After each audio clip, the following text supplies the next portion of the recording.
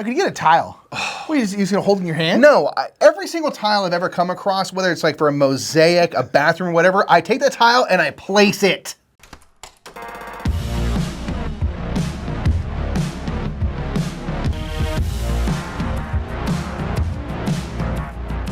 That is very accurate. Like, you never just keep tiles like, you eventually always place them. Maybe you stack them for a while, but you place tiles. You place them eventually. And that's what we're talking about. That's right, top 10 tile placement games. There are a lot of tile placement games, obviously. Yeah. A lot of games that incorporate some amount of tile placement in them, and other ones more so than others. But yes, it's a common theme that you see in games. Building a tableau of sorts or whatever. Tiles and discs, I feel like, are things in board games. Such board game things. So many discs, you know. So this will be our top 10 tile placement games. Down in the comments below, make sure to let us know your favorite tile placement games. We would love it. Because tile placement games just slap. They slap so hard, and here's 10 that we really like.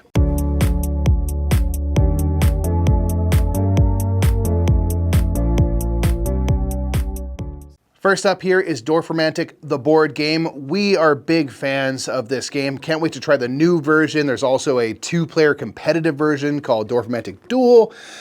This is a kind of, and you're gonna see more of these games, a really kind of classic tile laying game where everything is gonna be about adjacency, building groups of certain tiles and things like that. So in Dorfromantik, we are playing cooperatively, and we have these tasks that are going to require us to make a group of a certain size with a certain type of landscape, whether it be forest, farms, villages, railways and rivers, and things like that. And you are going to try to complete as many tasks as you can because they're worth points, and it also kind of extends your game. And you're trying to get as much done as you can before you run out of your big stack of tiles, your kind of landscape pieces.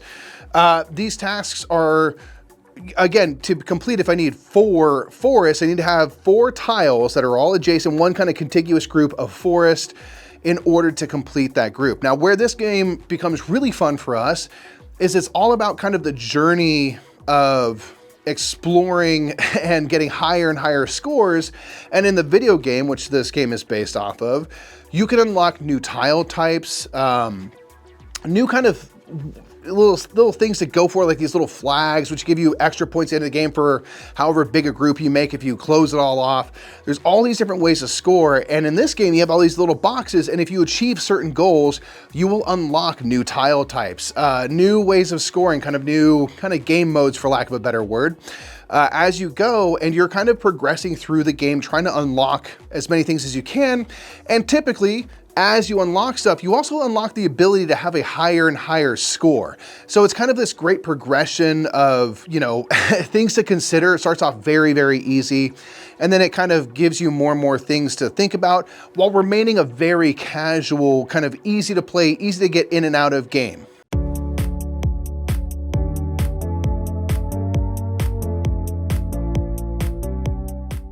Number 9 is going to be Llamaland. This is by that Praise Be, Phil Walker Harding. Always be Praise Be, and Phil Walker Harding, love him to death. Phil Walker Harding is great, and Phil Walker Harding does something that like kind of Reiner Knizia does a lot, and like Bruno Cattal and a couple other people, where Phil Walker Harding will borrow from himself quite a bit, where he will, a lot of times in his games, you will see DNA from other Phil Walker Harding games in that game. And Llamaland is kind of like a greatest hits of like a couple different games. It's got a decent amount of Baron Park in there. It's got a decent amount of, not cacao, gingerbread house in there, and a little bit of kind of like number 9, which is not his game, but nonetheless, this is a game where you're getting these polynomial tiles, these big chunky polynomial tiles, and you're placing them, you're up in like Peru, so you're kind of building up like Machu Picchu. So you're building up these tiles, which again is kind of like gingerbread style, and what you cover up with your tiles, that's what you're gonna get, which again is kind of like very much like Baron Park. And so, and actually gingerbread house as well, now that I think about it.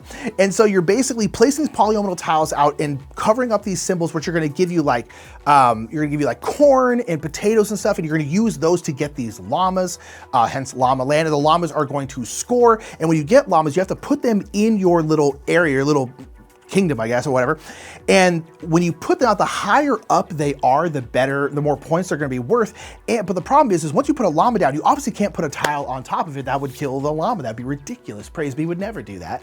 And so you then have to start working around your llamas in this weird way, which is really interesting. You can get these villager cards, which will also give you kind of like special powers or like ongoing abilities or the kind of things you can do once per round. There are objectives that you're racing for. It's just kind of like one of those games that like doesn't necessarily do anything new, but does everything that it does really, really well. We're kind of always been big advocates, like a game doesn't need to do anything new as long as the stuff that it's doing is really, really good. And this is very much that game. I love Llamaland. It's just kind of like a praise be Phil Harding greatest hits, and it's great.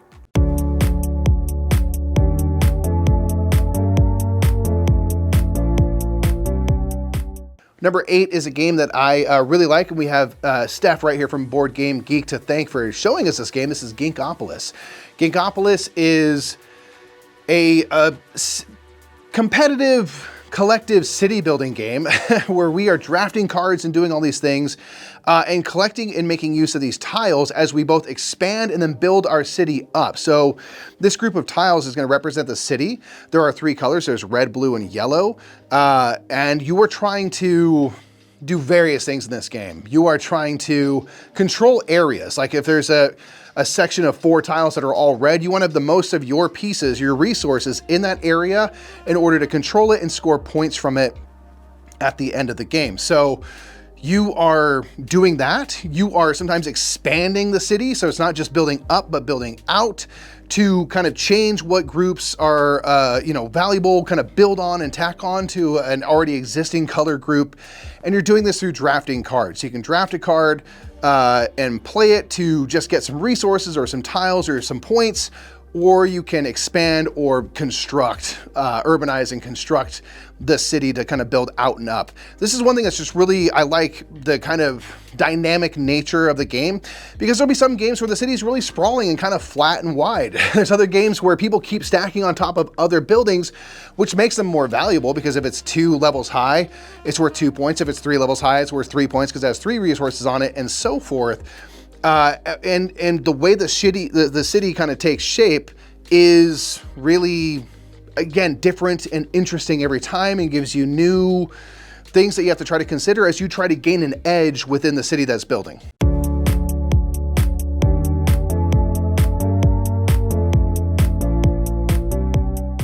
Number 7 is Mike's former number 1. This is A Feast for Odin. Now, this is ultimately a tile laying game. It's under the tile laying game mechanic, because a big part of the game is you kind of playing a game of patchwork in a weird way.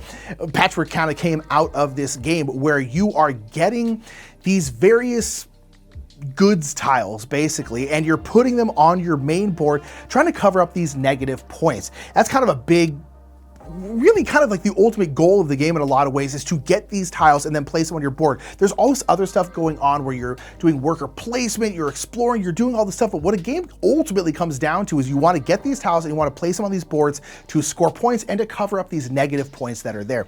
That's kind of the goal, which is interesting because from the outset it doesn't really seem like that's what it is, but that is more or less what it is. And this game is great. It's like Uwe Rosenberg's one of his biggest game, if not his biggest game, and it's just, oh, it's just so good. It's good, juicy worker placement game where there are a whole bunch of different worker placement spots, and they're all in columns. And worker placement spots in the first column aren't super strong, but they only take 1 Viking to go to.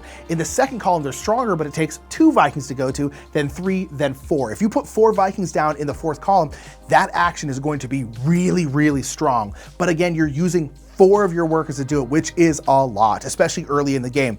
So there's all this really nice decision space where you're blocking each other from spots, but you're also trying to decide that kind of cost analysis, like, oh, is this worth 3 workers? I think it is. Is it gonna give me the goods I need? Am I gonna upgrade these things? Am I gonna be able to do all the things I need to ultimately place tiles and cover up these negatives? It's just so, so good. Feast for Odin is one of those games that it was one of my biggest surprises when I first played it. I really think just looking at it from the outside, I was like, that looks like too much. I don't like that. And I really, really enjoyed it. It's one of my favorite games. It used to be Mike's favorite game, and it's just a blast. But it's also a tile placement game, ultimately.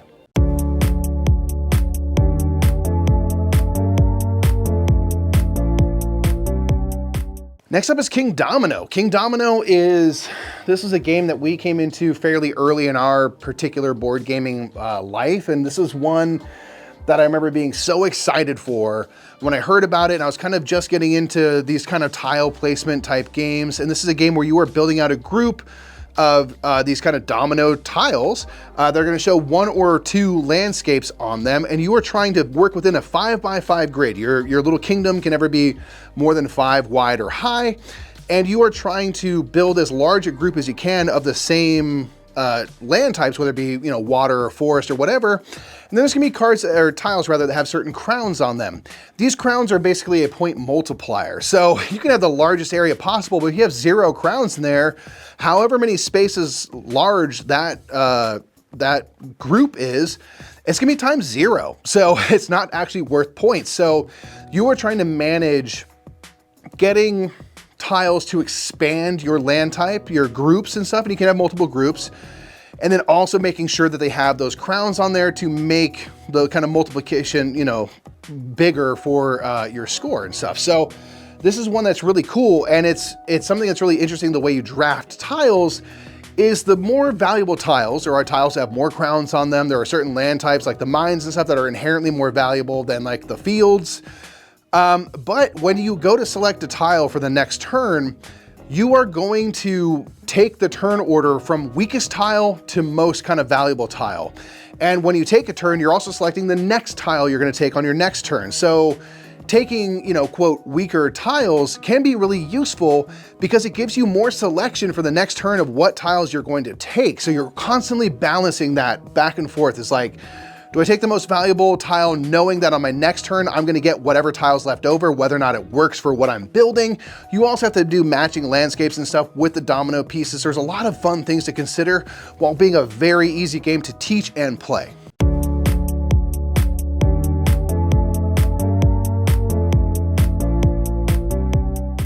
Number 5 had to be on here. It's the classic, it's Carcassonne. Carcassonne is a classic. It is one of the most classic board games ever. It's widely considered one of the best board games ever and one of the best gateway games ever. It gets people into the hobby, but it is pure tile placement. This is also one of those games where, like, we've kind of talked about this before with, like, particularly with gateway games and trying to introduce new people to modern board games. One of the best things to do, in my opinion, is to show them something they haven't seen before.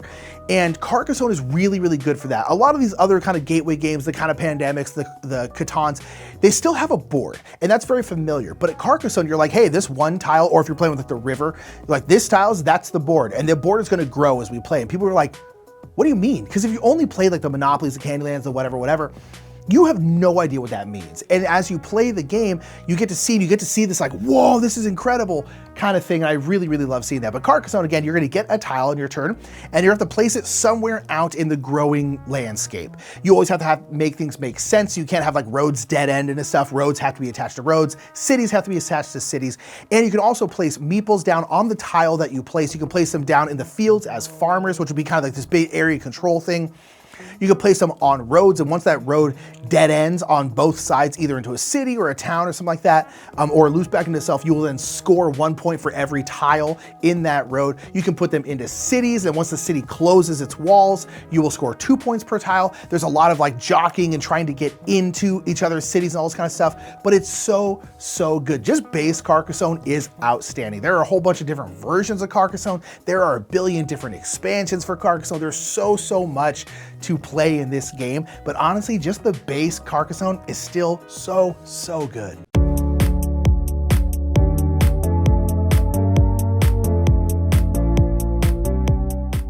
Next up is Suburbia, and this I do think is probably the first, maybe ever, tile placement game that we played.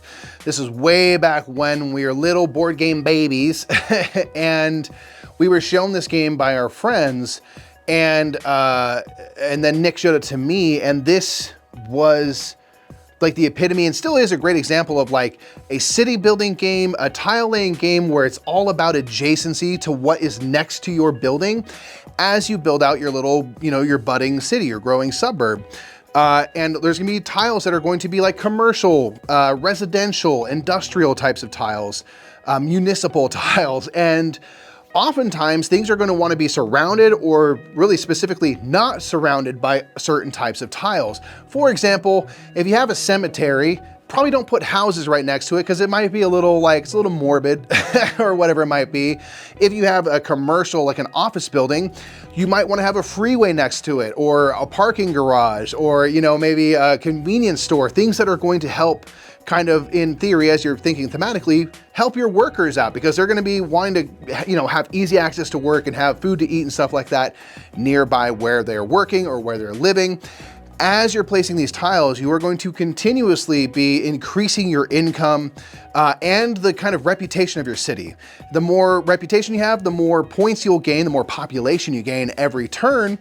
But as your city grows, you're going to incur kind of, I wouldn't say setbacks, but, you know, some logistical difficulties. One, as you grow, you're going to become less appealing of a town because it doesn't have that same small town charm that it once had. Also, as your city grows, you're going to start losing income. Your income will go down because it's starting to cost a lot to run this city. So you have to kind of continually reinvest in these things that are going to increase the appeal of your city and increase that revenue stream so you can keep buying more tiles. I think it does a really good job of kind of simulating what it must be like to run a city, and how do you balance your budget? How do you city plan and place things in such a way that they're kind of orderly and make sense to kind of create, you know, the most synergy as possible and the kind of most harmony in your town. And I think that's a pretty cool theme.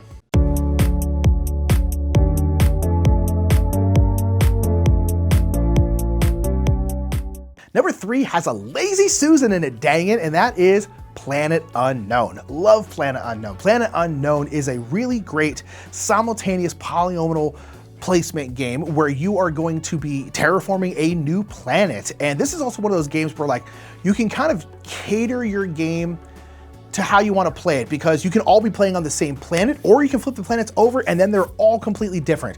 You can all play with like the same kind of general corporation, or you can all have different corporations which have like different powers and different stuff they can do. Some people can be playing on the basic. This person's playing on like a crazy planet and a crazy corporation. You can kind of do any mix of that. It's really, really cool for that. But basically what's going to happen is whoever the active player is going to turn the lazy Susan and then essentially stop the lazy Susan for the tile that they want to take. Because in the lazy Susan, there's all the different tiles. So you're like, I'm going to stop it here and take one of those tiles. And then everyone will then have tiles facing them, and then they have to take one of those tiles and then place it on their board, which is really, really nice because there's no downtime in this game, because everyone on every single turn is going to be taking a tile that is in front of them on the lazy Susan. So it's really, really nice. It's also completely simultaneous because there's nothing I can do to your planet to mess with you. So everyone just gets to play at the same time. So it's also like from like 2 to 6 players, it's not really that different in terms of time, which is really, really nice. And what you're doing is you're placing out these tiles, terraforming this planet. And then as you place these tiles, there's like 5 different kinds of tiles. There's like greenery tiles and like water tiles, things like that. You will then get to bump up these tracks on your corporation board. And then as you bump up these tracks, you're gonna get bonuses. It's very combo wombo-y, where you'll bump up the track and then the spot that you just hit allows you to bump another track. And that track, I'm gonna bump this one. And, ooh, this allows me to get a civilization card. And, ooh, now I can do this. You get these crazy combos going on. It's really, really fun. And then again, you can flip over to the other side of the planet boards, which are super, super weird. I really, really like the corporation because the corporations all then start to do different stuff. They have different abilities. They have different ways that the tracks work. They're really, really cool. There's a lot to kind of just mess around with in this game, but I love the simultaneous aspect of it. And aside from that, it's just this really, really solid polynomial tile placement game that's just, it's just great.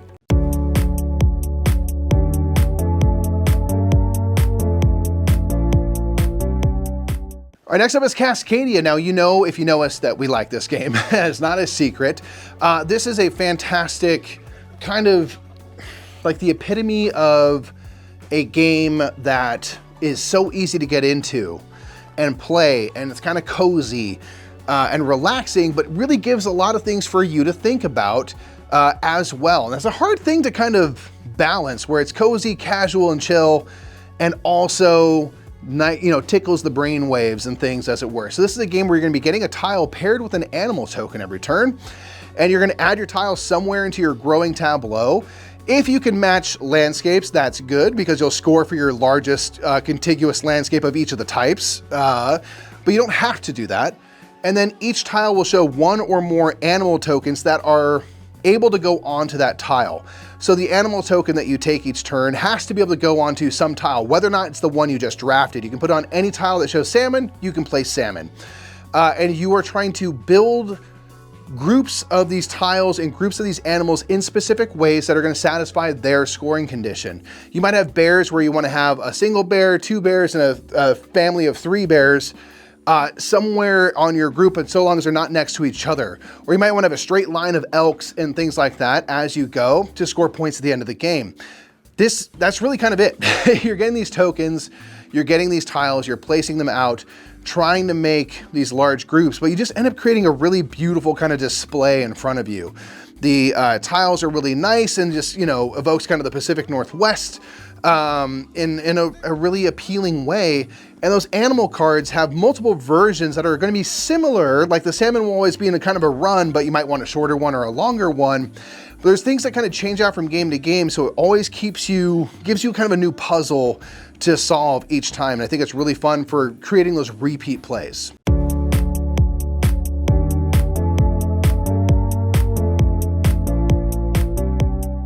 How could number 1 not be Castles of Burgundy? Castles of Burgundy is it's just so good. It's just one of those games that, like, it took us a while to play Castles of Burgundy, but once we did, we were kind of like, oh, that's why everyone talks about this game. It's very much like that. This is a game where you'll be getting these hex tiles and placing them in your estate, your duchy, whatever it is. You're in Burgundy. It's a very highly thematic game, obviously. Feld, you know how it goes. So basically what's gonna happen is the active player is gonna roll, actually everyone's gonna roll out their dice, and then with those dice, you can do a couple different things. There are these 6 depots around the main board, and those depots are tiles, and they're numbered 1 through 6.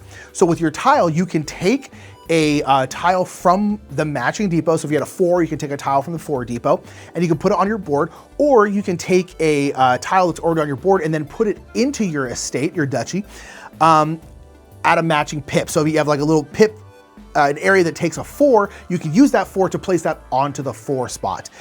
You can also turn it in to get workers. Workers allow you to increase or decrease the value of your dice. You can also get these goods. Those goods also have a numerical value to them. So like I said, I could turn in those 4 and sell all of my 4 level goods. You could do a couple different things with this, but they're all kind of based around that. And it's also kind of pretty simple when you kind of get down to it. There's a lot of strategy in the game, obviously, but like the base mechanics of the game are not that difficult. But this is a game, like I said, you can just play this game forever, and you can play it hundreds and hundreds and hundreds of times, and it just never gets old. It's always interesting the way the tiles come out, what order they come out with, how you want to put them into your board. It's just so satisfying. You're trying to complete these groups of all the same different types of tiles. There's all these like building tiles that give you like these ongoing, usually an instant bonus. There are these yellow tiles which can be ongoing like abilities or end game scoring. It's just really, really fun. I don't really know. Castle Burgundy is one of those games where it's like, I can't really tell you why it's so good, but it is so good. It's just so good. And it's our number 1 because in terms of tile placement, it's like, again, it's one of those games where it doesn't really seem like that's what that kind of game is, but it's like, yeah, this is a tile placement game. You're getting tiles, you're placing them. That's all you're doing in the game. It's just so, so good. Castle of Burgundy is a masterpiece. And it is a classic for a reason. And the reason why people talk about it so highly is because it's just that darn good. So that's 10 tile placement games we really enjoy. Of course, there are so many more, and we would love to hear from you. It's a very broad category. Very broad category. We'd love to hear from you.